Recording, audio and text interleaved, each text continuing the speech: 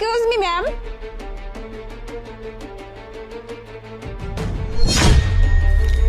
ঠিক আছে, এবার আপনি যেতে পারেন। এটা কোন ধরনের বেয়াদবি? আসলে ম্যাডাম আমরা যে একটা খাবার খাচ্ছিলাম তো, আর আমাদের কাছে টিস্যু নেই, তাই আর কি আপনার ওই আঁচলে মুছলাম, ওটা টিস্যু মনে করে। আমার শাড়ি কি তোমাদের কাছে টিস্যু মনে হচ্ছে? হ্যাঁ, টিস্যুই তো মনে হচ্ছে। কি এমন হয়েছে? একটু হাতই তো মুছেছি, অন্য কিছু তো আর মুছি নাই।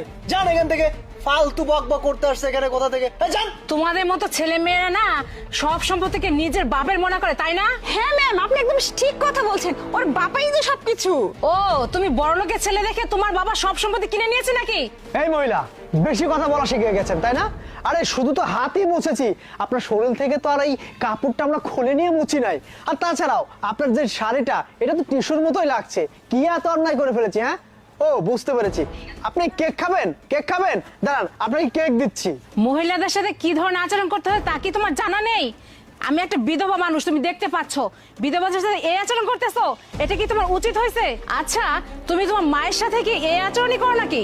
জি না, আমি আমার মায়ের সাথে এইরকম আচরণ করি না। আর আপনার মতো আমার মা ভিখারি না, আর বিধবাও না। আরে বেবি, বাদ দাও তো, এই মহিলাকে যেতে দাও, এসব নিয়ে আর কথা বলো না। তোমাদের মতো বেয়াদব ছেলে মেয়েদের না পুলিশে দেওয়া উচিত। ওহো, ইস, বিধবা মহিলাটার না কষ্ট লেগেছে। আচ্ছা দাঁড়া দাঁড়া, তোর এই শাড়িটার দাম কত?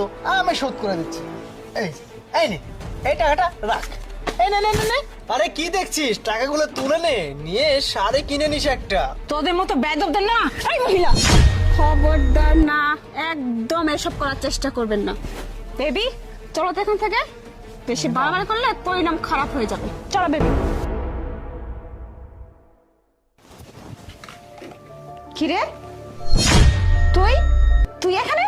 ও, বুঝতে পেরেছি, এই অফিসে বোধহয় পিয়নের চাকরি নিয়েছিস, তাই না? তোকে কিন্তু খুব ভালোই মানিয়েছে।